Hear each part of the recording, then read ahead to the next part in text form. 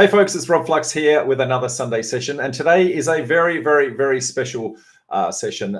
We have a panel of experts, town planners from all the way around the country, who are going to be talking to us about the most topical thing that we've got going around at the moment, which is the housing crisis and the huge number of homes that we need to fill. The federal government has said approximately 1.2 million homes they need in the next 5 years. So how the heck are we going to do that? So I'm going to introduce to you three very special guests, town planners from all the way around the country. We have Melissa Neighbour from Sky Planning in New South Wales. We have Jordan Holman from Town Planning Alliance in Queensland. We have Lorenzo or Laurie Rigoni from Terrain Consulting Group all the way around the place. So, hey folks, welcome aboard. Thank you. Pleasure to be here. Okay, see if I can fit everyone around the screen. Now I think I've lost Jordan's head here. So there you go, Jordan's back. Housing affordability crisis, folks. 1.2 million homes. I think it was back in August or September of last year that the national what do you call them? The state governments all got together and said, hey, we've got no place to put anyone, and federal government said we're going to incentivize and change the world. So we're here to see whether or not the world has actually changed and who has done the best job at actually doing it. So I want to see fights. I want to see blood on the floor. I want to see, good, robust discussions as to who's doing the best job in doing that. So now I'm going to try and pick on individual topics and we will talk to each of them for, I guess, around the ground. But let's just start with the housing targets for each particular state. I guess what has each state targets actually been put on, and so we'll start at the top of the food chain, not from a I guess an order of priority, but more from a geography perspective. So let's go with Queensland first, and we'll kind of walk down the seaboard, and then we'll randomise it as we go for the rest. Yeah. Jordan? So the estimated demand is in Queensland is for 900,000 new homes by 2046. This requires on average about 45,000 new homes to be constructed each year. So to give you an idea, last year there was about 35,000 constructed, so already a shortfall of 10,000 homes in the first year. And I guess to put it in perspective, the last time that SCQ produced 45,000 new homes in a calendar year was in 2015 during the apartment construction boom. So it's been a long time since we've hit that target. So it's clearly ambitious. Absolutely. And obviously, Southeast Queensland have got, I guess, a lot of reason for those targets. Firstly, you've got the interstate migration. A lot of people can't afford to live in Sydney or Melbourne anymore, and they're all moving north. Absolutely. You've also got international migration, and you've also got the Olympics in 10 years' time. All of that is putting a whole bunch of pressure on Queensland. So, mate, great start. Let's go down the eastern seaboard. So New South Wales, Melissa. Yeah, thanks, Rob. Okay, so we have a target here of 375,000 dwellings over the next 5 years, which is about 75,000 per year. MINS has already come out and said we won't be reaching that target in 2024. But it's no surprise, really, because we know that in Australia, housing is delivered by the private market. And if the solution is to loosen planning controls to facilitate more houses to come onto the market, that's a long-term game. So I wasn't shocked that, MINS came out and said, oh, we've got our target of 75,000 homes for 2024 and we're not going to meet it. Well, of course we weren't. So I think this is all about gearing up the system to deliver and changing the system so it can deliver more homes ongoing. And hopefully that's what we see as a result of these reforms. But no, I'm not going to get out the crystal ball. No, I don't think anyone's meeting their targets, just for the record. And we'll summarise all of this at the end, but it'll be interesting to see whether or not we think that the targets are even achievable once we get to the end of this discussion. Laurie, what's the view on Victoria, mate? Yes, mate. Look, did a bit of research. The Australian population is going to increase 4 million in the next 10 years, from 26 to 30 million. and 30% of that that's been calculated by the government will be going to Victoria. So the Victorian government's had to generate a very ambitious target of 800,000 new homes over the next 10 years, 80,000 per year. Big figures, just like Queensland and New South Wales will never hit those targets before. The best we did was 75,000 in 17-18, and last year we hit 54,000. So to hit 80,000, it's a really ambitious target. So there's a number of forms of governments put in at state level, and we'll see how those panned out.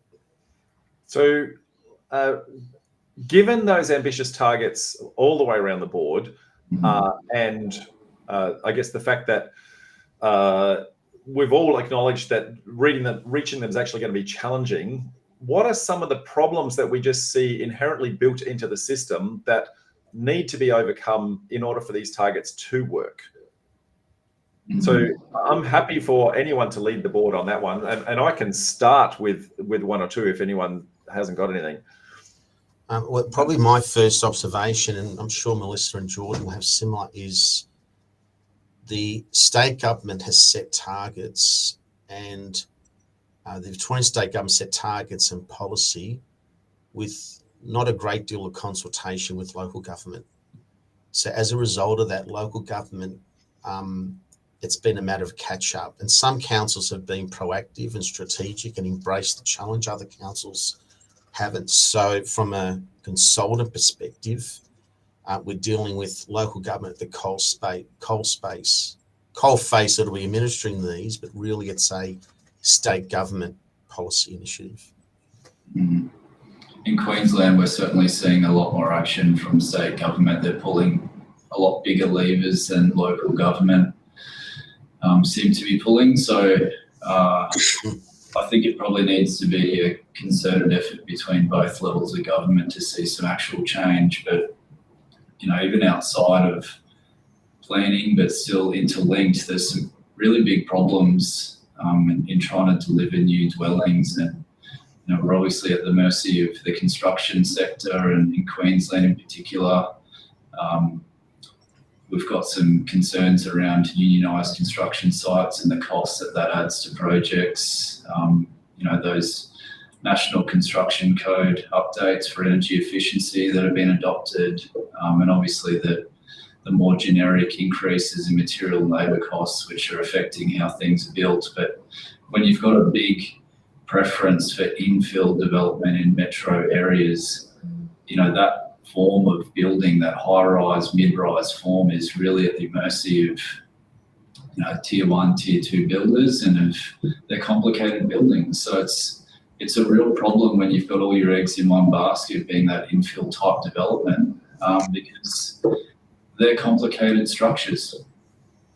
Well, infill comes in a variety of sizes. So there's the bigger apartments like you're talking about, and then there's the smaller, just a granny flat. When you take it all the way down as small as that, it's all infill.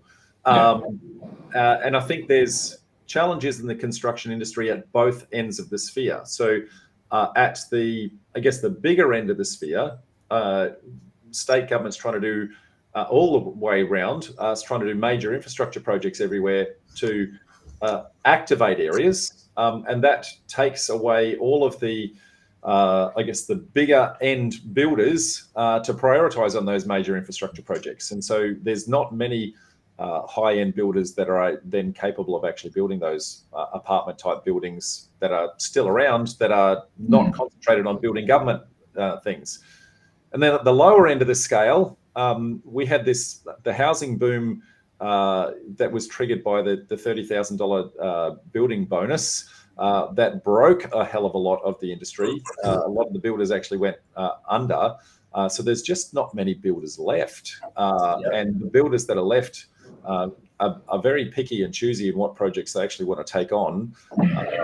And I guess the irony of all of this is a lot of the population growth that we're actually talking about is importing skilled migrants that end up being on the construction force to actually build the buildings that they're actually going to live in. That irony is not lost on me.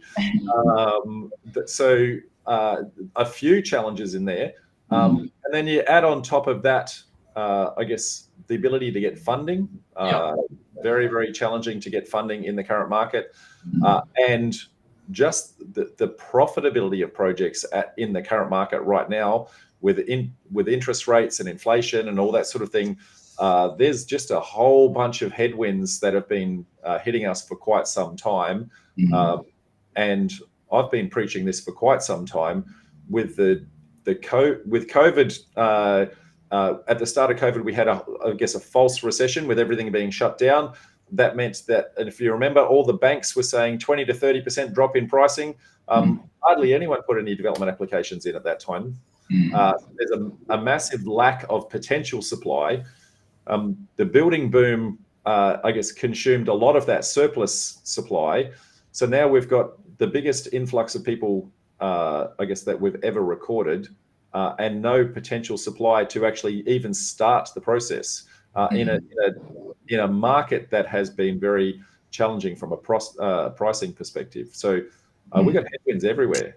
Yeah, it's a big problem. And if you think that there's some big challenges in that infill space where they're focusing on those big buildings to provide bang for buck and produce lots of dwellings in one building, if you think maybe, well, the option might be to look at greenfield development to promote new dwellings on a larger scale. I mean, there's really big challenges there too. Not only, infrastructure and services to those new establishing areas and the lack of funding from government to help deliver that, but there's environmental constraints like the koala habitat controls in Queensland have been increasing over time and are really difficult and inhibiting the ability to develop those areas. And then you look at the limited expansion of the urban growth boundary in SEQ, and it really just, it's not, the silver bullet in terms of greenfield development either. It's a really big problem. Yeah, absolutely. And Laurie touched on one that I'll dive a little bit deeper into. I guess the alignment between federal government, state government, and local government to try and get an end-to-end solution on planning reforms, I think has missed the mark in pretty much most jurisdictions. I'm going to say New South Wales is probably the one exception that's done a reasonable job towards this approach. But I guess Queensland is probably, if I was to give a score, probably the worst of it. The disparity between every single local government, there is no state-based standardized zoning names. There's no standardized processes, and every state in the country has actually gone and cleaned up their planning scheme, with the exception of Queensland. So, they're way behind the eight ball on that stuff. Absolutely. If you can't even call the same thing between councils, what are the chances that anyone can get any alignment? Yeah, I don't know how much better it is really here in New South Wales, Rob, but I like your optimism. I think the challenge is if you can't get a zoning name consistency across the state, like not only if planners are finding it difficult to understand the differences between them, how is the general public going to understand? It's just a horribly complicated system at the moment because we're in a reactive planning phase where we're trying to resolve an issue that's already here. There's nothing proactive about this, and unfortunately, between state and local government, there's quite a bit of conflict in that state are trying to pull big levers to make things move through quicker, and local governments still want a level of control and revenue and so forth. So it's really tricky. Okay, well, we've touched on the problems. Oh, sorry, Melissa, I didn't mean to cut you off. I was just going to add to that it was heartening today to see here in New South Wales, the Premier, Chris Minns, say that he's going to later this week be announcing housing targets for each of our local government areas that the councils must meet. And it was heartening to see that as part of that announcement, there will be incentives for councils who reach their targets in terms of funding for infrastructure. Because I think that really goes to the heart of the problem in terms of councils having issues with wanting to increase density in their areas or facilitate that and allow that to happen when they are constrained with infrastructure and not being able to upgrade it to meet that new demand or the increase in density and population in their LGA. So that was a really positive thing that came out. So we'll see how that plays out later this week when MINS does announce those targets for each area. Yeah, and there's a whole bunch of incentives along those lines. What I was going to try and do is round out the problems and go, what are the opportunities? So we've seen the problems. Let's look at the opportunities, and then let's do a little bit of a how have they hit the market on a whole bunch of things like housing affordability and built to rent and a whole bunch more. So what are the opportunities, folks? Well, there's a big range of everything. There's certainly some funding opportunities at play. I can step through a couple at state government level and some in Brisbane if you'd like, and then we can hand over to the other states. Rob, if you'd be okay with that format. Yeah, so if you're talking about the actual funding incentives, I was talking more about where do we see huge opportunity in what kind of product we should be creating, and I guess where's the demographic wanting things, that sort of thing. So because there's what do we think we need, and then we can then go what's actually been incentivized, and do we think we're actually meeting the target? Yeah. Yeah. So more generally, I think certainly at a government level, there's been a big focus towards providing density in areas that are well serviced, and well serviced often means close to public transport or transport alternatives to reduce car dependency and obviously the impact on our road network. But also close to shops. That sort of walkable neighbourhood is a common theme through a lot of the incentives offered at local and state government. So yeah, big focus on I guess apartment style dwellings in well located areas in Queensland.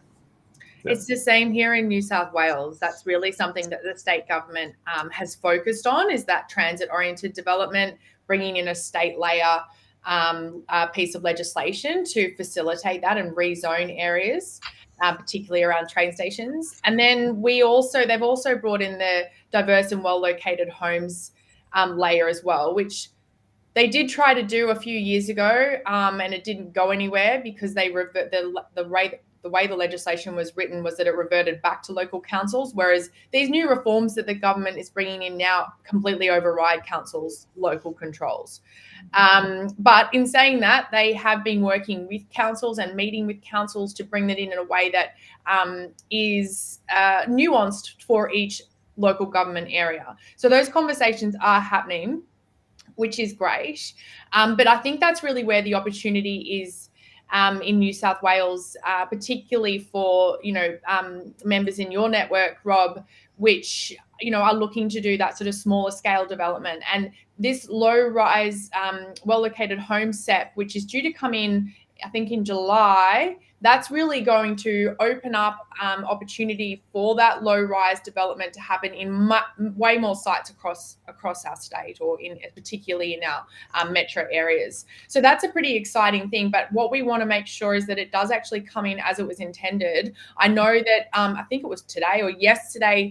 Actually, I think it was yesterday. The government has released, the state government has released a update on the intended effect of that SEP as a result of conversations with local councils. And I think, I believe that 6-story apartments have been knocked off some site, or are no longer going to be permissible on some sites where they were before with this SEP. So we're just not sure how it's going to come in, but there is opportunity there. It's something that we need to keep our, the finger on the pulse, basically.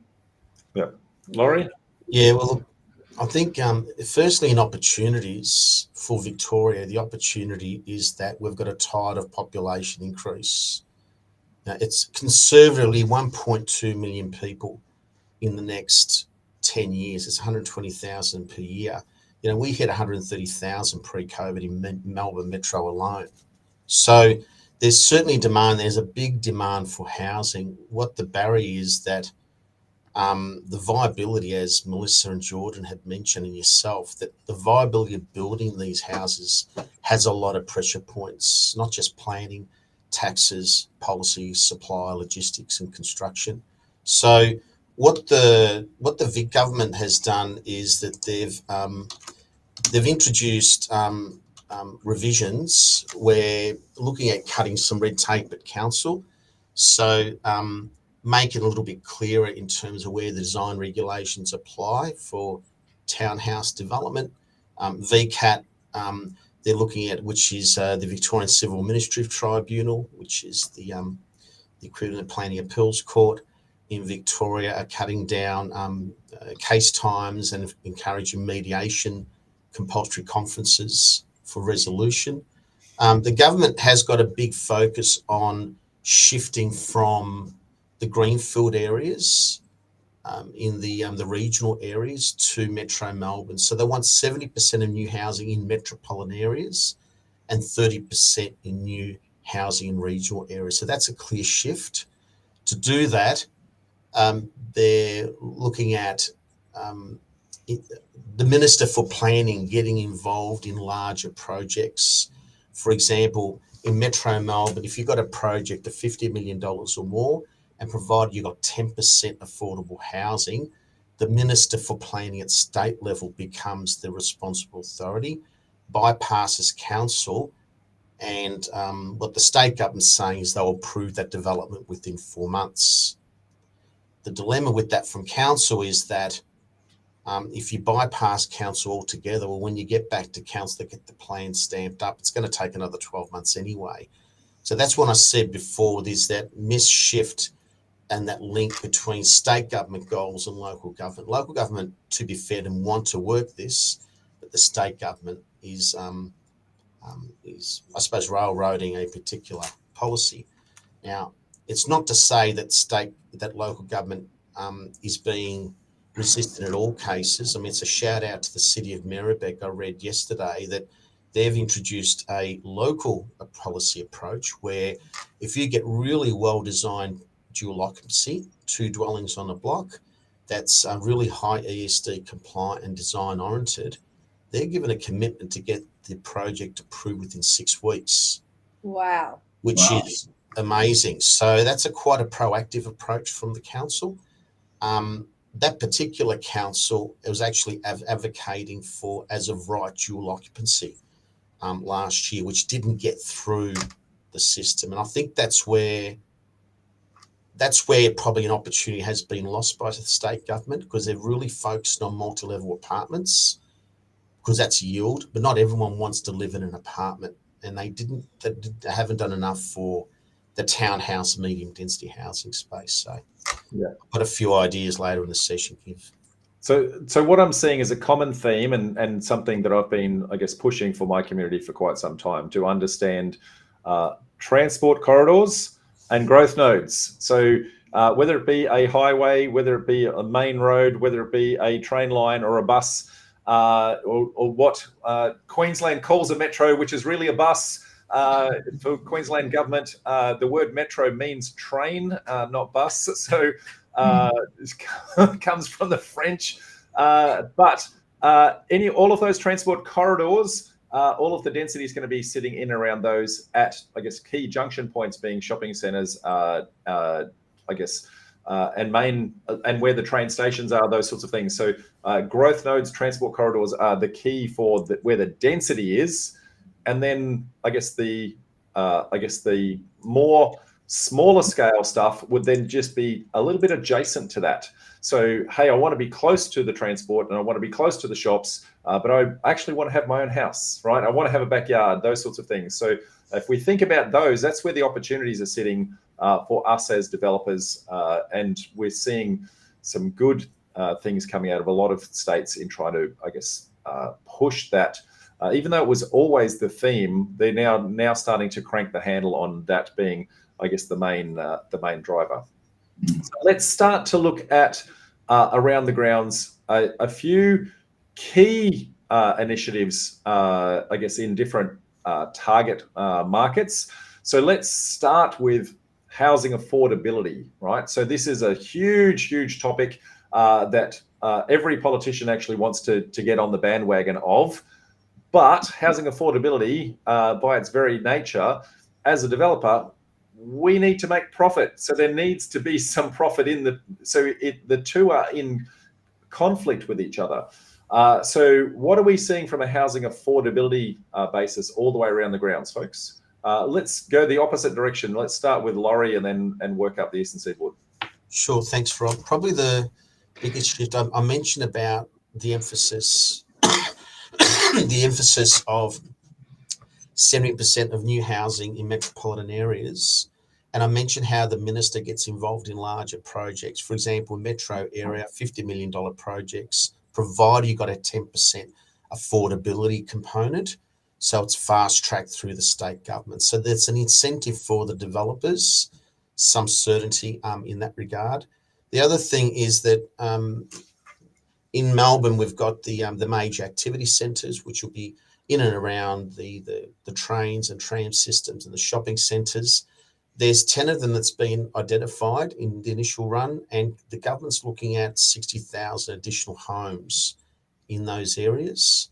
And hand in hand with that, that's where local government would have an expectation of an affordability component. The other one that the government's looked at from an affordability perspective is rezoning excess government land. In Victoria, one of the largest landholders is Victrac, which owns a lot of reserves and underutilised land. And the interesting thing of that is the government's given a commitment of 10% of that redeveloped land for affordable housing. And probably the final one, which I know we've spoken before, Rob, is the contentious policy of redeveloping 44 high-rise public towers by 2050. So 44 of those, they range anywhere from 5 stories up to 15 odd stories. The aim is to progressively demolish those and replace those, plus a 10% increase in housing. So really, there's not a lot of detail that's come out of that, other than I'm gathering with some developments that happened around the Carlton area some years back that the developer would have a joint venture with the state government, redevelop the land, and provided you replace the public housing plus 10%, the developer gets the benefit of the land and can incorporate some private housing as well. That has been contentious. It's only recently that a group of public housing residents took the matter to Supreme Court to stop that occurring, and that was dismissed at the Supreme Court. So it's wait and see how that pans out. So look, there's some effort by government for policy, but it's fair to say it's the developer that will be developing the public housing. Yeah, in that particular instance, Laurie, that I guess because there's existing housing that's already there, and to knock it down and then rebuild it and only get 10% more, the intrinsic value of that existing dwelling there makes the affordability of that from a commercial perspective very, very challenging. That's right. Yep. Very, very challenging. That's right. And then not only the viability, but from a community perspective, once the building's demolished, the community in that public housing estate was effectively, if it's not lost, it would be altered. So there's a number of intangibles there that you can't really price. Yeah, very good. Melissa, New South Wales. Yeah, okay. So in terms of affordable housing reforms, the state government started making moves on this late last year. The first reform they introduced was a bonus floor space ratio of 30% and a height increase as well, where 15% of the gross floor area of a new development was to be affordable housing in perpetuity. But that is for sort of your larger developments where the capital investment value for Greater Sydney is over 75 million, and in sort of more regional areas, I think it's around 30 million. So sort of at the higher end, but the government has actually got 61 engagements with developers on that. 2 of those proposals have just finished exhibition. So it is getting take up from the industry, which is a really very heartening to see that, because so often, government will set these affordable housing reforms, but it still doesn't stack up in reality. So this is showing that this policy is getting uptake and it can deliver homes, which is really great to see at that higher end. The government has also set within these transit-orientated development reforms, which rezones land around 37 stations across Sydney. While they are allowing more density, your development has over 2,000 square meters of GFA, which it would if you're doing a 6-story residential apartment. 2% of that has to be given as affordable housing, mandatory. So as I understand, now this is only just this SEP has only just come in, so I wouldn't even imagine much development has gone and been lodged yet, application. But apparently the government did do a lot of consultation with different developers to see if to get that 2% right and make sure that development can still come online and it's still going to stack up and the developer can still make profit. So whether or not that actually comes to fruition, we don't know yet. Hopefully that is the case. I mean, personally, my views on affordable mandatory inclusion of housing, I'm not a huge fan of it. I think it really does put the brakes on development and makes it hard for developers to make any money, given all the other issues that they face to make development stack up. I would really prefer to give developers a lot more FSR and a lot more height.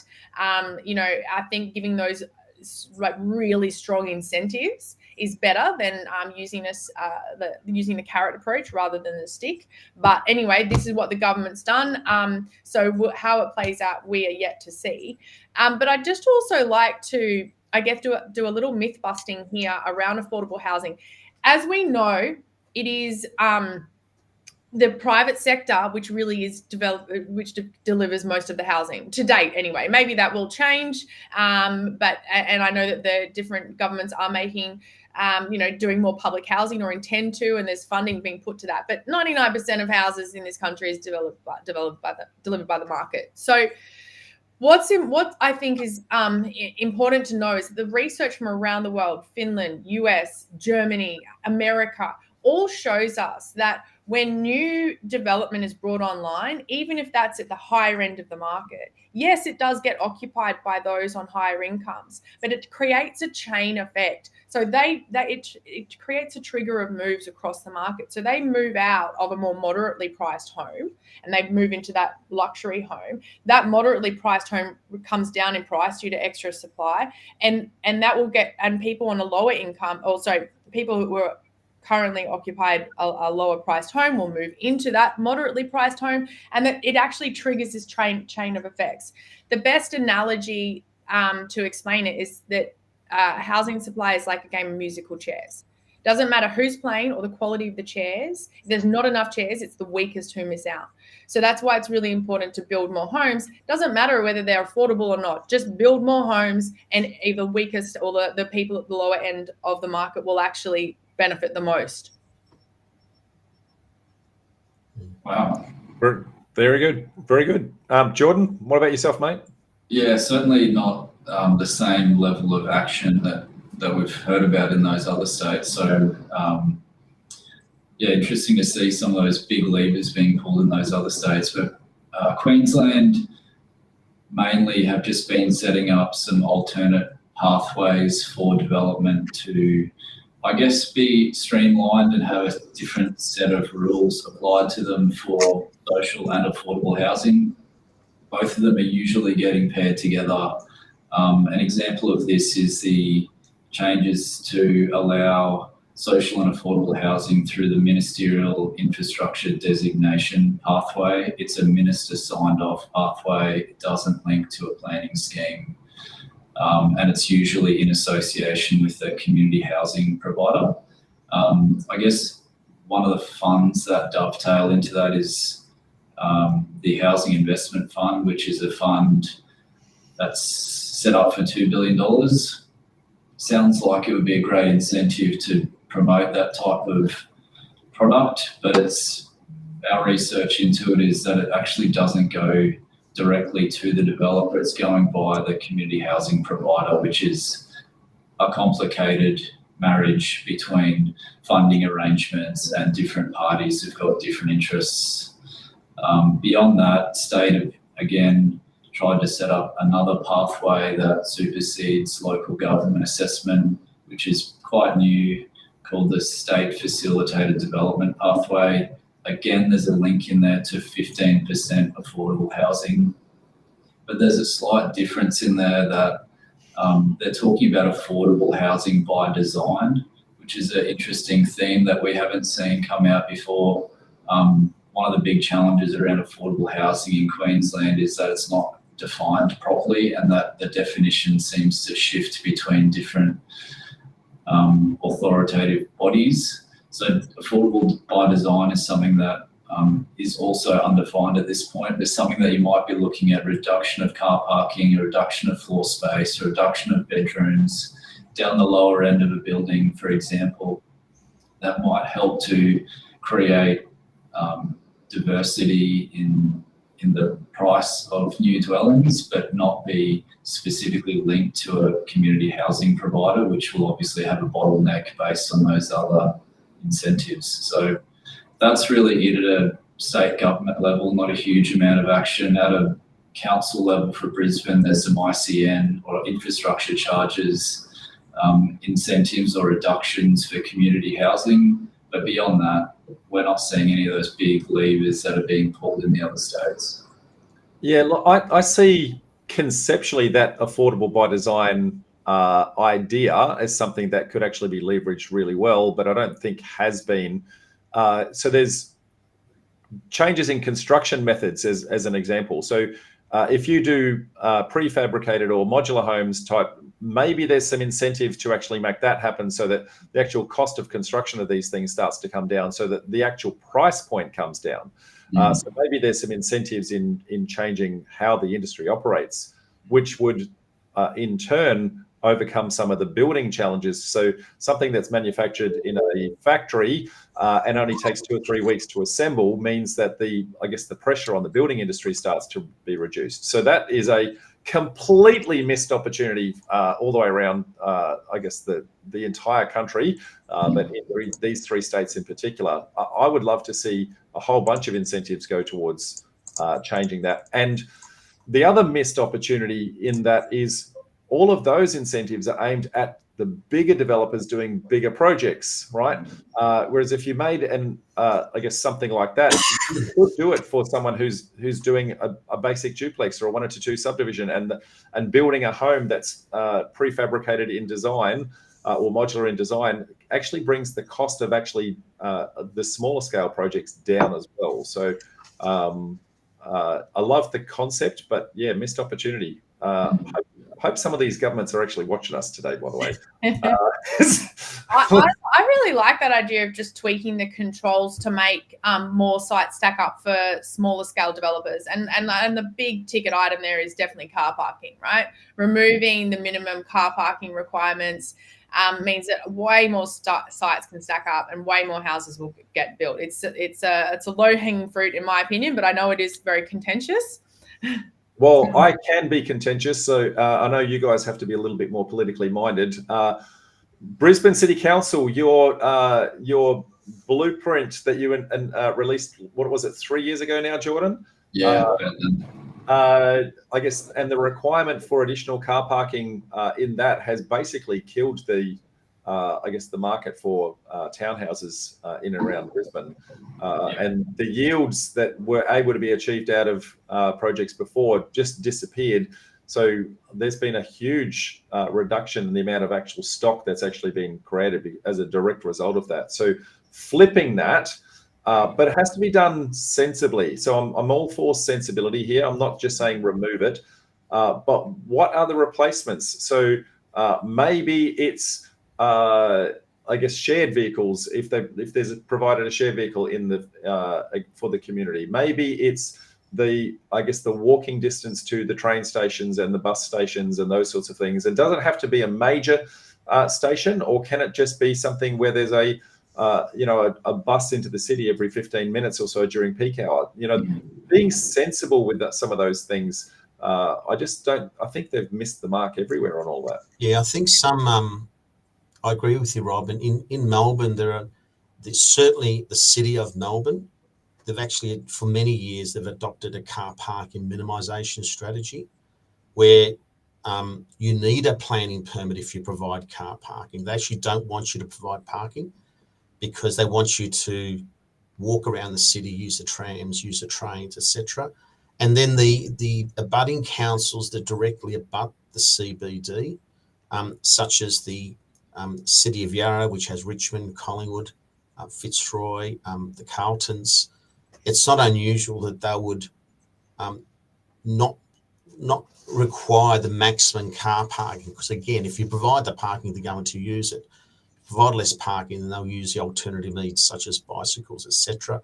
Some of the suburban councils also take the view that if you're in the major activity centre and you're opposite a railway station, they also see that as an opportunity that they want less car parking.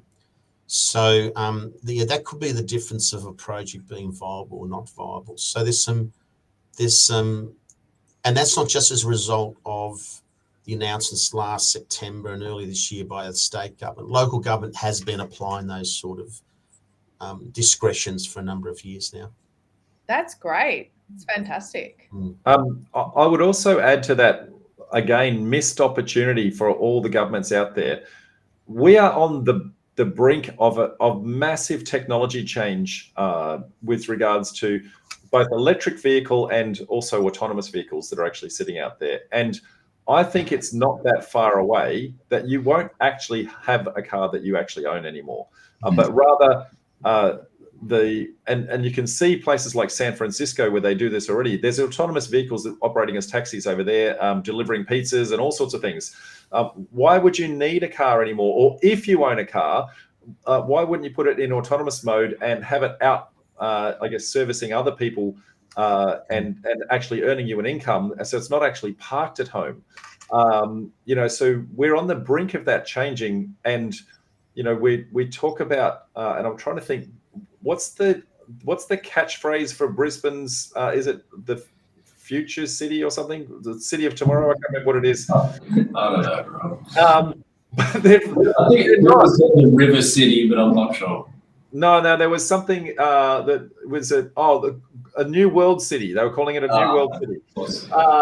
And they're not, right? They're not looking at the new world. They're not looking at the future and looking at things like that. And it's not just Brisbane, all of them. The opportunity that sits here to say, what can we do that's different and enable things, that changing car parking would massively mean one extra dwelling. One extra dwelling is one more affordable. That's one more project that will go ahead because the affordability of that and the feasibility of that will actually go ahead. It's thinking of those things that are end of rant. Interesting example from Phoenix, Arizona, overseas, where a developer did a 600 apartment build to rent model. And the residents, it was written into the bylaws that they were restricted or prohibited from parking a car, I think, within like half a kilometre of the home. And instead, the bundled into the rent package was like metro passes, like transit passes, bike share membership or e-scooter memberships. And I think a car membership discount as well. So trying to really encourage using trains and active mobility, and then also the share car as well. So there you go. They took it a step further over there.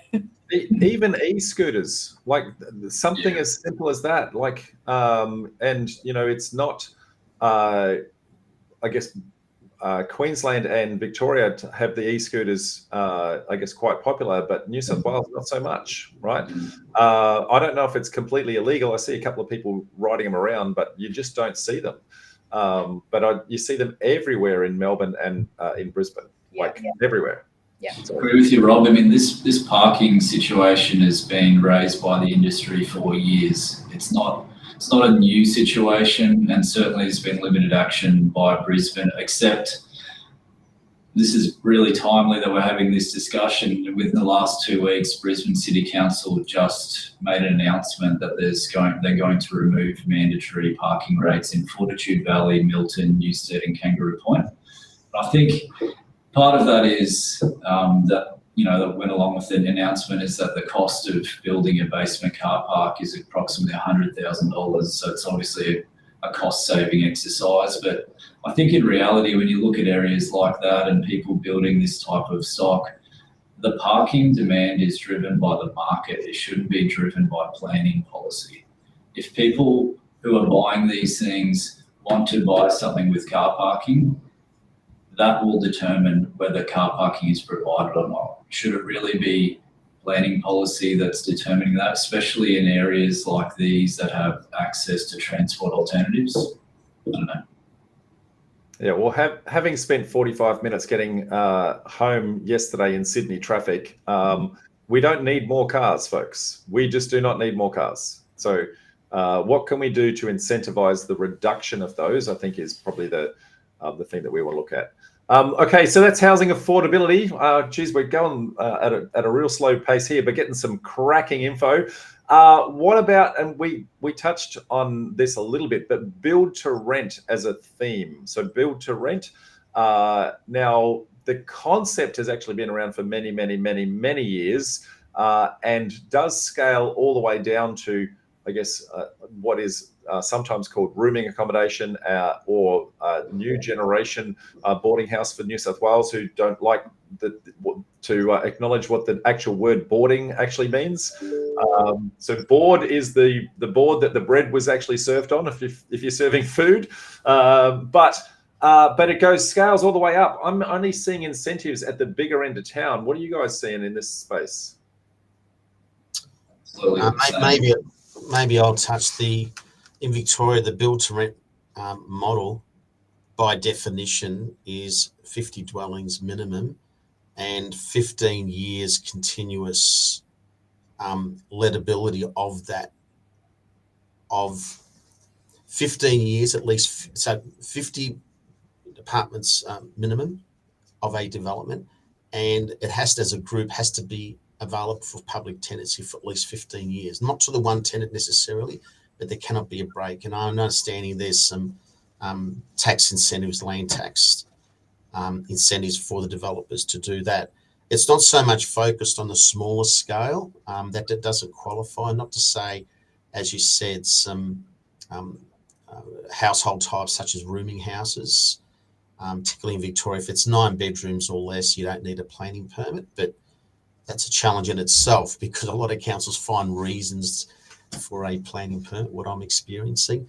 But the biggest stuff is 50 plus. So what we've seen is the developers, there are some of the bigger developers that have moved away from apartment type of models to the BTR, the build to rent model, and they're particularly focusing on that type of accommodation. So, you know, a few of those will be providing the lion's share of that rental accommodation. But that's important in my view, because in Victoria, anecdotally, and I think if we delved in, there will be stats, a lot of the homes on the market, there's a great majority of them, they are landlords and they are selling because of the increases in the land tax. So if it goes on the market and it'll be an owner-occupier, which is fantastic, you're turning it over and we're getting people purchasing properties, but hand in hand with that, we're getting less rental stock out there for the rental market. So addressing one issue, but not addressing another. So we'll see what happens in that regard. Queensland, I mean, it's similar to what you mentioned, Rob. There's big end of town for BTR, and then there's, I guess, rooming accommodation is the definition in Brisbane, and there's completely different focus on each of those two elements. One is that rooming accommodation. There's been some state reform which suggests that a 5-bedroom rooming accommodation dwelling can bypass your regular planning channels, provided there's no overlay. So that would be a certification matter, and you do see them tending to pop up as rental stock in our sort of infill areas, which is good and making a bit of an impact. In terms of BTR, really, it's focusing similarly on what Laurie was mentioning there about the big end of town. So when you start looking at, the big end of town, the incentives are, in line with the things that are important to them. So At a state level, there's tax concessions for BTR, so 50% land tax reduction for holding onto it, obviously, and 100% land tax foreign surcharge reduction to try and promote foreign investment of that type of product.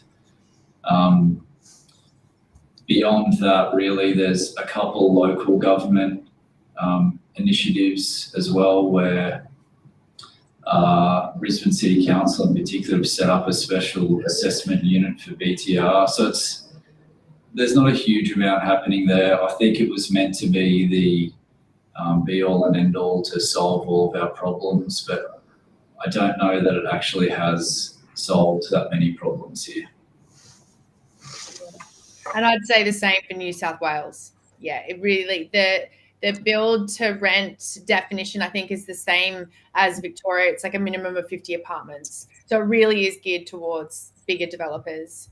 And then on the smaller scale, there's very little room to create, multiple occupants within the same dwelling. It's just, we just don't have those approval pathways here in Sydney. So it is a real shame, because obviously with the housing crisis, being able to have a model where it's not considered a dual occupancy, but you can have, 3 dwellings within the one dwelling, essentially, that would really help the crisis, but it's just not allowed. Yeah, the disappointing part, if we understand the workflow of what happens with this population growth that we're experiencing. So international migrants come into Australia, and for the first 2 years of their life that they're here, until they've actually got residency, they're not allowed to buy a new home. So not allowed to borrow, which means they are going to be pushed straight into the rental market, which puts huge amounts of pressure on the rental market. And it's only, I guess, when things like affordability comes down for, I guess, as inflation starts to drop and interest rates start to drop, will people that are currently able to get a loan be able to actually afford to get a loan. And so at the moment, all the pressure is on that rental market to start with.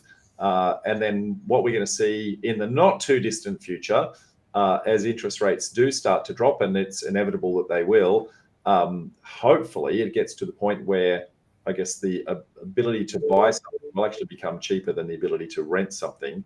And that's when I think it's actually going to take off. But it's the pressure point that's being created at the moment, where there's just not the stock for them to move into.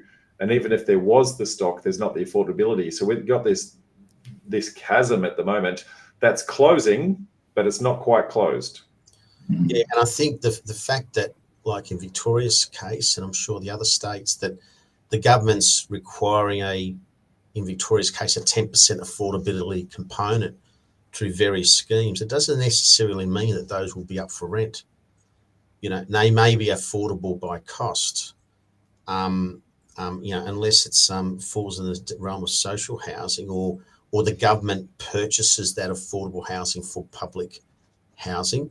It doesn't necessarily mean it's going to add to the rent. In Victoria, I mean, I investigated a site early this year, and I was astounded when it was up for sale, and when I looked at the title, it was actually owned by the state government in terms of for housing, and yet they're selling the property on the private market. It just made no sense to me.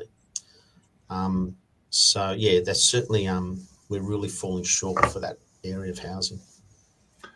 Well, we're a long way into the show, and we haven't yet touched on the missing middle, and that's where a lot of our audience really cares about. So the smaller scale stuff that isn't the big end of town. So how do our audience out there, I guess the Property Developer Network audience, what opportunities are actually sitting out there for the missing middle type opportunities? So we might start in the middle this time and go around. So Melissa, you want to go first? Because I think New South Wales are leading the charge here.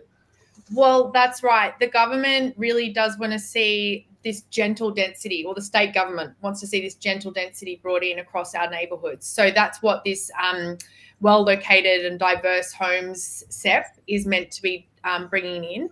But as I said before, as the state government has been talking to councils and they've been negotiating. It seems that now the state government might be starting to pull back on some of the intended effects of that set. So it's really tricky at the moment, because I have people coming to my planning firm saying, what do you think my property is going to be worth, or do you think this property I'm looking at has potential under this new set? And it's just way too risky and way too early to make any assessment on development potential or yield of sites just yet, until it comes into effect, because who knows what discussions are going to be had between the council and the state, and how it actually plays out. But there is opportunity there. The intent of it is definitely to allow dual occupancies, terraces. Whether or not they stack up at all is a question mark in my mind. But then also some the manor houses, which were the 4 apartments in one dwelling at 100 square meters each, that type of housing, and also 3-story residential flat buildings. So there is opportunity there, but what that looks like on the ground, site by site, we just can't say yet, but it's in the pipeline. Yeah, but some of those incentives, I guess, were intended, at least, duplexes in R2 zones across the board. Yep.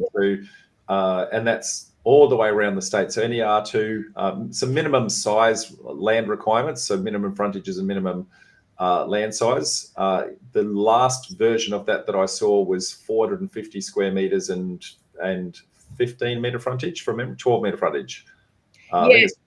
Yeah, and what's really important about that to note is that previously, when they tried to bring in something similar, the state government, it didn't override local councils. So that some local councils said, okay, sure, you can do a dual occupancy in R2, but we're going to set the minimum lot size at like 800 square meters or 1,000 square meters. So it just made it prohibitive anyway. What's great about this new state layer is that they've actually baked in these minimum controls, which override any local council. Absolutely. So opportunity, but being watered down. When does it actually come into force, Melissa, at current dates? I believe, there's not actually a set date, but it's meant to be sometime in July. So only weeks away. So can't wait. Jordan. Yep.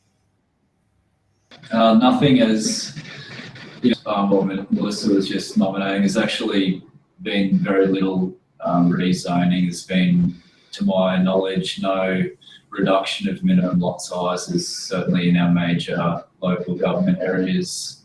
No relaxation on the ability to put dual occupancies on smaller lots. Really, there has been a massive missed opportunity here, and most of the focus on the taller buildings. Probably the only ones to note are that secondary dwellings under some state level change are able to be rented independently. But what we've found is really all that did was, legitimise some illegitimate secondary dwellings that might have been already operating in the same fashion. The cost of construction still impacts the ability to construct new secondary dwellings. So there has been limited, growth based on that particular element. They've changed some rules around trying to limit the development application triggers for new houses, but in reality what's happened is it's fallen into another process. So it's just changed the name from one application type to another. One's under the Planning Act, the other's under the Building Act, but it has a very similar feel. Beyond that, probably the most important one was only announced last week, and that was the incentivising infill development fund. It's a $350 million fund to help pay ICNs, or infrastructure charges. And infrastructure charges do apply to small projects as well as big ones where you're creating new lots or new dwellings. So that might be something able to be tapped into by your members, Rob, and the application's open for that on the 10th of June. So really hot off the press, that one. Yeah, would be super interested to see where that one lands as to how small that actually goes, because the smaller scale developers are the engine room. So the big guys get all of the, I guess, the kudos and the credibility, but the smaller scale developments are the engine room. 70% of the housing that sits out there is housing, which is the small scale stuff, right? And unless you're talking about greenfield developments where we're creating urban sprawl, if we're going to be doing any infill development, it's going to be in that space. And I think that's a very missed market. That said, I'll just paraphrase what you said with regards to the secondary dwellings, so that some people out there might know different terminology out there. But it's a second dwelling on the same title, often referred to as a granny flat.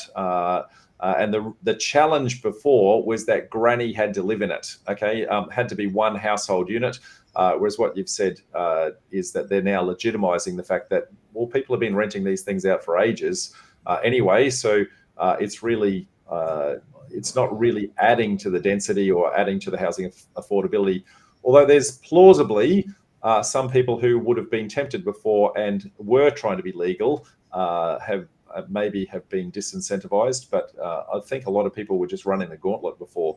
Yeah. Now, if we go over to Victoria, you guys have done exactly the same, as I understand it, Laurie. We have, but in terms of granny flats, we now call them small second dwelling. It's similar term to what the garden dwelling unit they have in New South Wales. But I might just park that for a sec, just to go back. The foundations in Victoria are pretty high already. Like 20 years ago, they abolished the minimum lot size for medium density housing. So there's nothing of that in Victoria. So it's more of a case of getting a development, whether it's 2 or 3 or 4, what have you, meeting regulations and the council policy on the property. So it's a lot more subjective, but it's not as prescriptive that it's a yes or no. The other thing in Victoria so that was like 20 years ago. The last 10 years or so, the general residential zone, which is the main zone, back in 2018, they allowed up to 3 stories in height. And we've got a new zone called the residential growth zone, or a lot of people nickname it the go-go zone. It's sort of 4 stories, so, and could be higher. And that's generally around in a residential area, but like walking distance to a rail. So there are some already development opportunities. It all needs a planning permit, and it depends on the council how strong their policy is in terms of how they support change. In terms of changes since September and also March, hasn't been on top of what's already there. The only real notable ones is that if you've got a block less than 300 square metres, these inner city cheek by jowl blocks, and you meet the siding provisions for setbacks, that'll be fast tracked within 10 business days, like house extensions. Some councils had it that it's less than 500 square metres. The government's culled that down to 300. So where people needed a planning permit extension, they now no longer do if it's 300 plus. And the other one is we used to have what was called a dependent person's unit or a granny flat. But you're right, Rob, you couldn't have a kitchen in there and you couldn't rent it out because the family member had to be dependent on the main dwelling. Well, as of March this year, there's no such thing as a granny flat in Victoria or dependent person's unit. It's called a small second dwelling house. And you don't need a planning permit in most instances, provided that that dwelling is not more than 60 square metres. So, and single story, that would be like single story, 60, 1 bedder, maybe a 2 bedder with an open plan construction. It won't address the housing crisis, but there has been a lot of interest for extended families or maybe someone that wants a bit more income on their property. So that has been a change. Personally, I think the government went a bit soft. They should have made it 100 square metres. And I think what they should have also done is on corner blocks, why couldn't they allow 3 dwellings on a corner block without any town planning approval? Because that's where the market's at. They want townhouses to be built. Not everyone wants to live in an apartment development, and that's where the government's pushing all the change in apartments because it's less politically sensitive in the burbs. But I think they should have brought in, as of right, dual locks at a larger size, and on corner blocks as a minimum 3, nicely designed. And if you meet the code, you don't need a planning permit. The government is looking at codifying the provisions as we speak. So there's new provisions coming out. We haven't got the detail yet. So if I'm an optimist, who knows, maybe my wish list might come through. So some good elements in there, but nowhere near as big a push as New South Wales for either Victoria or Queensland. And so there's, I guess, some missed opportunity there. The pros and cons, Laurie, with, I guess, being a less prescriptive legislation is it's very, very, very subjective as to what you'll actually get across the line.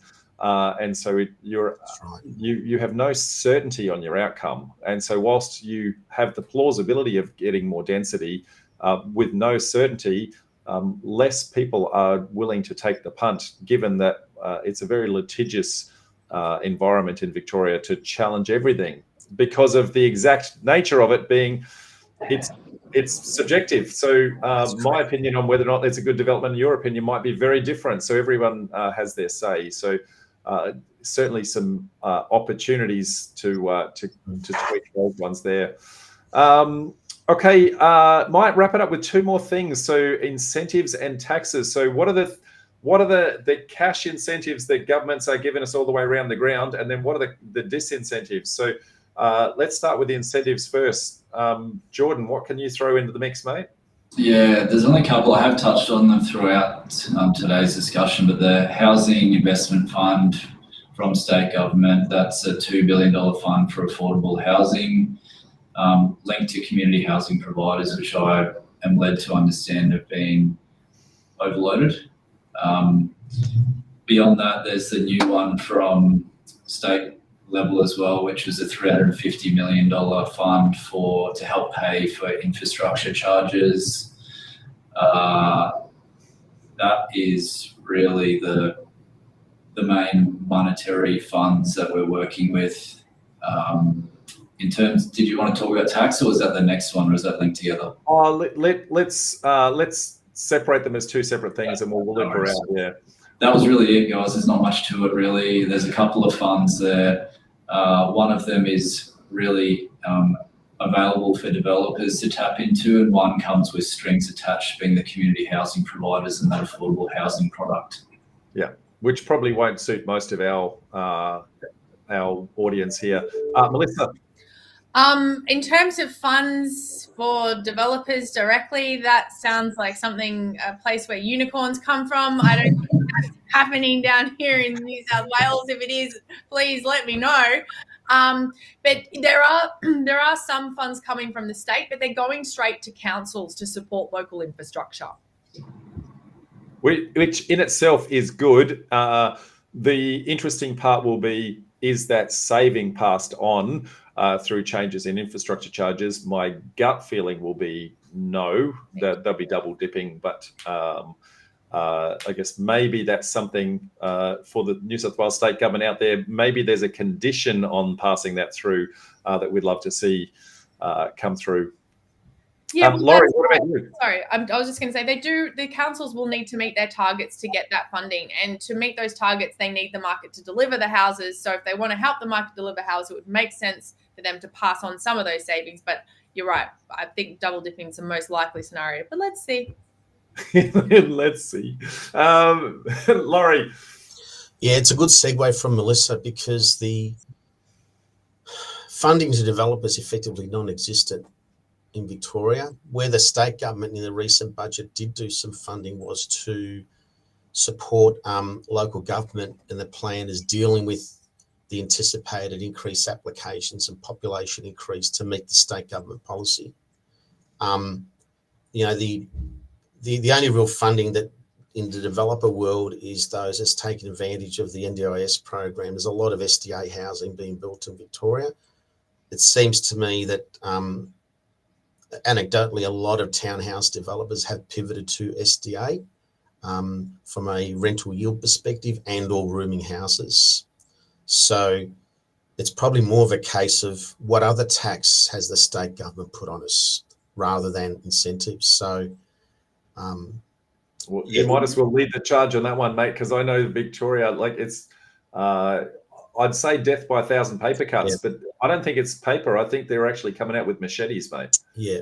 I don't, there's a huge black hole, which I don't think we appreciate where the government's in, but I don't know if the way to get out of it is to tax property, because that's really what drives the state. So, yeah, haven't got the answer.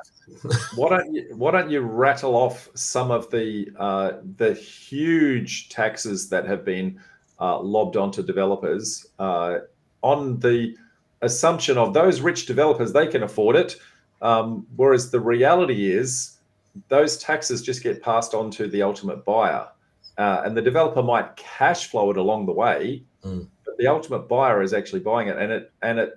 If we're talking about housing affordability, that is not the way to do it.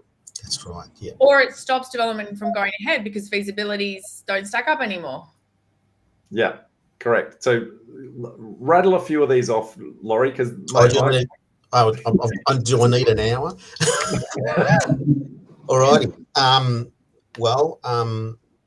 At state level, land tax, stamp duty, the capital gains tax, all those, of course, that come through. At state level, windfall gains tax.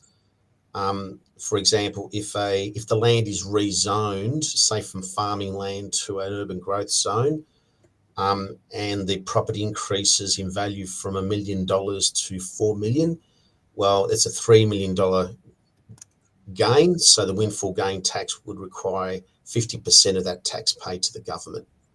Now, the landowner could defer it. I think 2 lots of 15, but it's indexed.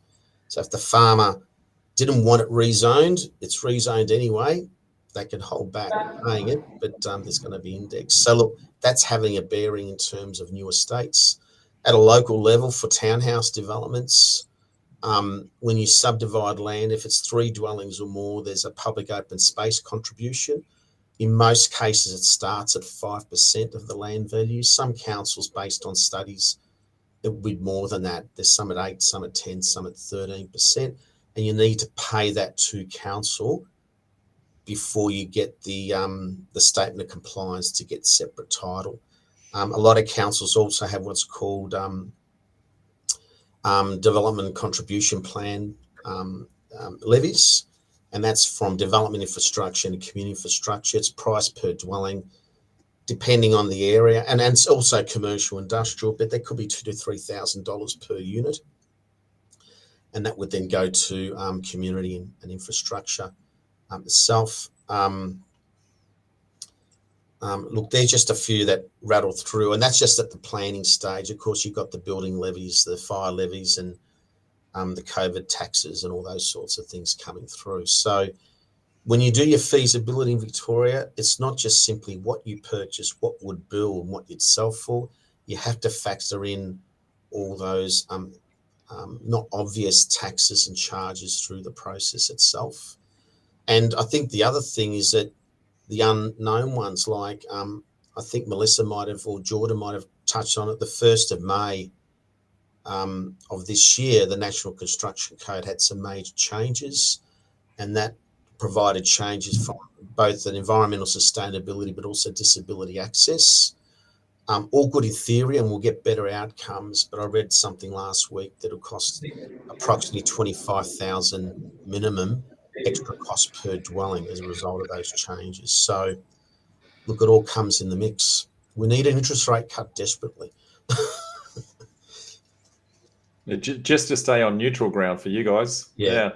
Melissa. Look, we're similar here. Developers have to face the same sort of costs that Lorenzo has just run through, right?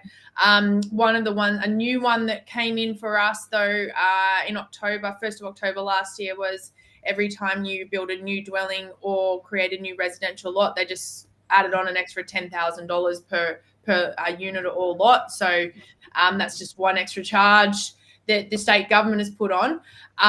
The Property Council of Australia did a little tally at the end of last year. I was at an event, and they did a tally for what per unit, what needs to be paid. So that's $45,000 in council contributions, a total of $10,000 in state contributions. That's that new $10,000 per new dwelling.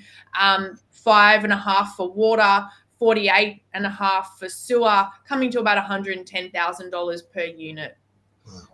Yeah, I touched on it previously. About 40% of our costs are taxes in some way, shape, or form. Not forgetting that there was land tax while you're holding the project. There's stamp duty getting into the project. There's stamp duty on the way out with the incoming person purchasing it. And if that incoming purchase happens to be from overseas, then there's a foreign investment tax that sits on top of all of that. Like, the tax is killing us. Yeah. Jordan, any good news, mate? Any good news? Well, I mean, much the same story as the others. I think the others sound like they're potentially even further done by than Queensland, but probably the main difference is that the infrastructure charges is about 30 grand per lot in a lot of the different LGAs in Queensland. In terms of looking for something optimistic, really, you're probably left wanting the only tax concession that I've seen today to try and help with the housing crisis is the concessions for BTR or build to rent product, and it's 50% land tax reduction and 100% land tax foreign surcharge reduction. So beyond that, sorry guys, keep paying tax. You also said that there was the infill development fund, so to offset the 30,000. So that in itself is good, but that's a temporary measure, I guess, for a short period of time. Now, if it was me, and it's not me, but if it was, taxing the developer on the way through just gets passed through to the ultimate buyer, and makes the cash flow to actually make that happen extraordinarily difficult to actually achieve. Instead, both state government and local government all have charges that sit there forever in perpetuity. So you've got land tax that sits there in perpetuity on any new stock that actually gets created. You've got rates that sits there in perpetuity on any stock that's new, that's being generated. Why do we have to have a giant impost on day one, as opposed to drip feeding that over many years, and making that much more palatable? The ultimate buyer is still going to be paying, but make it affordable for them to actually be able to pay, and that's going to incentivize a lot more stock actually coming on the market. So with that said, let's have a scorecard as to your score out of 10. Where do we think each state has actually got from have we hit the nail on the head? So I'll start with Jordan, and then I'll go Laurie, and then Melissa. Look, I think that it's gaining momentum, and I understand it takes a long time to implement measures to make change. But in reality, I think the current package that we've got before us to try and fix a problem as big as the housing crisis, a lot of it's focused on affordable housing, really, which probably goes against promoting private developers to create more stock. So I'd probably put it at a 3 out of 10. I was going to give it a 4, so you've been a bit harsher than me, but mate, noted. Laurie? I'm on the same page with Jordan. I'd give it a 5 only because we've got this flow of population coming into the States. So we're starting with an opportunity. The demand is there. But it's a tenuous 5 because it's just so difficult to make anything stack up. And I hear what you said, Rob, that, taxes are going to be passed on to the client. The current state of play in Victoria, it's not even getting there because it's not being built. So, there just needs to be an adjustment. Just take the foot off the pedal of taxing all different areas. We desperately need an interest rate cut, at least one for confidence, second half of this year. But I don't know if it's going to happen. One thing I didn't mention, we've got the vacant residential tax as well. Land, they'll tax you. If it's more than 6 months, they'll tax you. And if your property's vacant for 6 months, they'll tax you again. And we've got the commercial industrial property tax that comes on the 1st July. It's a double tax on commercial industrial. So the trends I'm seeing is tax it way out, and developers developers can be mum and dads. They've just got to see some sort of light. So I'll give it a tenuous 5, only because the population is what's the hope getting it up. Well, so I'd probably again give it a 4, but just to your point with regards to, I guess, being out taxed, and this is anecdotal and no science that sits behind it. I can only speak to my community and my community only. I see a lot of people moving out of Victoria and New South Wales because of a cost, so just the cost of the I guess living there. But specifically, I'm seeing a lot of people move and wanting to do developments in and around either Perth or southeast Queensland, because they just see that the costs, in particular in Victoria, I see a lot of people actually wanting to move. And so if both your human capital are moving and also the people who are creating the housing where the next lot of humans are going to live, that's not a good sign. I think they've missed the mark. And so based on that, I've just revised my score down to a 3. So I've got to be optimistic, Rob, because I work in this state. Melissa, give us something to end on a positive note. Look, I would say where Chris Minns and our planning minister, Paul Scully, are where their head is at, I think it's admirable, and I really admire what they're trying to do. So I think they get points for trying, but how these reforms actually come into play are yet to be known. So I'm hesitant to give a score yet. If it comes in how they intended, I'd be saying it's a 6 or a 7. But there could be some issues with bringing it in. What I think would really be great is to have the infill infrastructure fund that Queensland have combined with this low-rise, well-located home set, because that means that we're going to get, gentle density being permissible across every suburb, and developers will get the tax cut that they need to actually make the site stack up. That, to me, sounds like a marriage made in heaven, and hopefully something like that comes in to play down here in New South Wales and across Victoria and Queensland too. Well, you just stole my lucky last question of the day, which was the magic wand. What would improve the score? So I'll give New South Wales a score of 7 as well. I think a very, very solid crack at this. Obviously, devil in the detail when that comes out. So magic wand, Melissa. So is there anything else that you'd like from a magic wand? What would you steal from one area, and how can we make this better? Yeah, I'd love to see the, tax cuts for developers. Absolutely, that'd be great.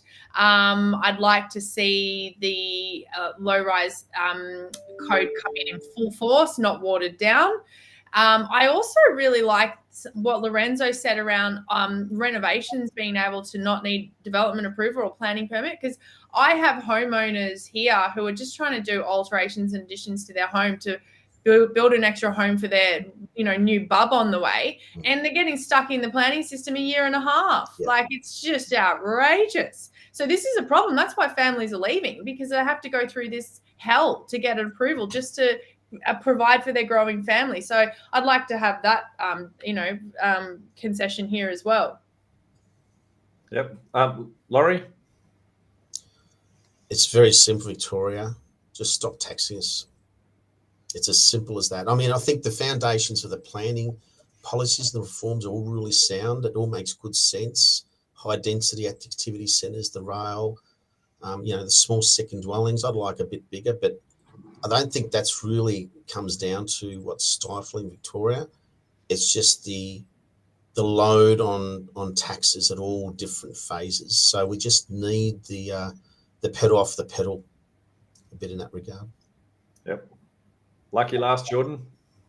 Yeah, I think the real big one is the ability to get funding, and I think we're seeing all these incentives that have a fund of money, but in reality, these developers are still going through the same process with banks or whoever's lending them the money, and it links them to a type of builder. So it's you can incentivize them with these little bits and pieces with ICNs and, tapping into some of these other pathways, etc. But they still need to go through the same funding pressures. So can we use some of this money that's being divvied out to certain parts or segments of the market? Can we use that to provide funding for development? I think that would be a huge difference. And I think the other missing link here is, as you've mentioned, Rob, that the missing middle is overlooked, certainly at a local government level. I think some big reform at local government level, similar to what New South Wales seem to be doing and what Victoria have already done, I think is necessary. Our minimum lot size hasn't changed in my whole planning career in low density residential. It's still 400 square metres unless you're within some certain criteria. It just needs to change to create some more housing diversity and try to create more dwellings in those typical suburban areas. Mate, I think you nailed it on the head. I guess the missing middle element is still missing. It's gone. I can't see it anywhere. I don't know if anyone's looking for it. But I think the real reason that is there, and this is going to be a strange statement, there's actually no industry body that actually represents the small scale developer. So you've got the UDIA of the world who looks after, I guess, the larger developers, but there is no one that looks after the small scale infill development, the 6 packs and below, which is typically representing 80 to 90% of all development applications going into councils. So as the largest public private networking group for property in the country with nothing but small scale developers in it, I'm going to stick my hand up. Any state government who wants to reach out to us and engage with our community, come tap on my shoulder. I would love to engage our community in that process and turn us into a formal association that enables the state governments to actually engage. Now, my magic wand, I would want to kind of spray it differently across every single state. So for Victoria, you guys need to just lose the taxes. But on top of that, a more prescriptive planning scheme to actually give certainty to developers coming in. So what is a minimum lot size? What density can actually be achieved? You've got your GFAs that are sitting in there at 0.65 in most instances that will never, ever, site coverage, I should say, that will never, ever get achieved because of all the other constraints that sit there. So some very, very prescriptive rules would be fantastic and lose the taxes. A fast track approval process as well that eliminates VCAT. VCAT has to go. The VCAT is the killer for every developer out there because every man and the dog gets to have a whinge and a sook, and so there's no certainty that anyone's going to get anything across the line. That's my magic wand for Victoria. For Queensland, take on a lot of the initiatives that have been done in New South Wales with regards to the infill developments and allowing duplexes and terrace homes and the smaller scale developments, specifically around the transit orientated designs and the fast track approval process there. Risk Smart was a good initiative when it was first initiated way back, but has kind of lost its luster and in some instances just disappeared completely.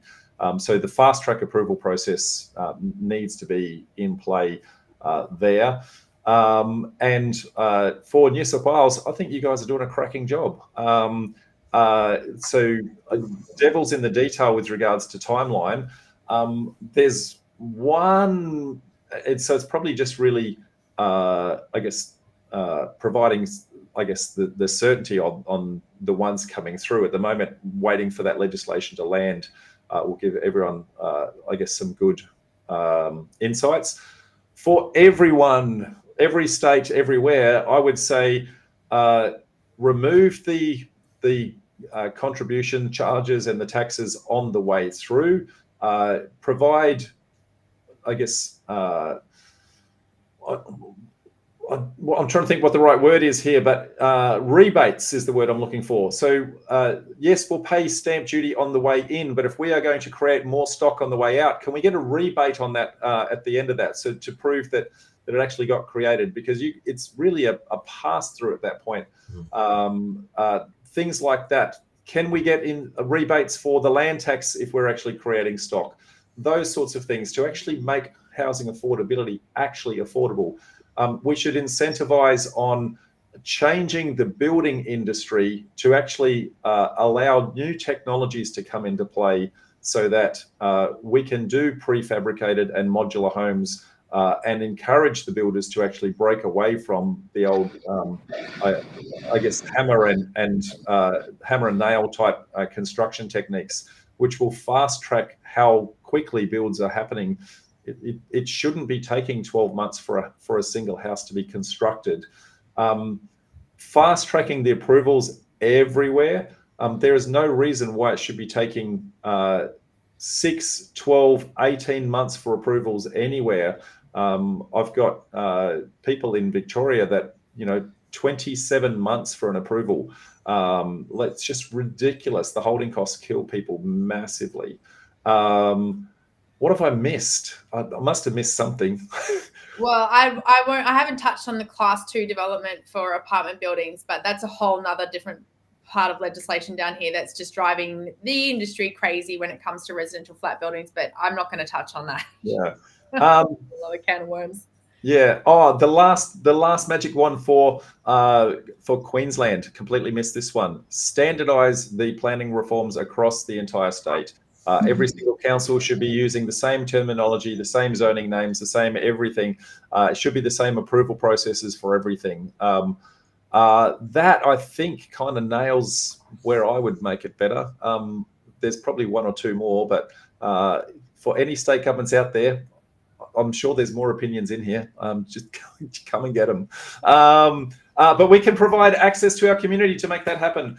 Folks, I want to say a huge, huge, huge thank you to all three of you for participating today. We also did, for the record, reach out to a couple of other states and did have someone lined up for Adelaide in particular, but unfortunately they had to pull out at the last minute. But it has been massive insights into what's actually going on, so thank you very much. Now, every single one of you, or at least your representatives from your organisation, have presented at our groups in the past. So in Brisbane, Sydney, Melbourne and Adelaide, we've run these events all the way around the country, and you guys have been there for all of those. So for anyone else who would like to turn up to some of our events in the future, we run them in those states, both physically and also virtually. So you can turn up to pretty much any event, anywhere, at any time. Thank you, folks. It's been a pleasure. So I'm going to say bye. Bye. Bye, everybody. Thank you. It's been great. Ciao for now.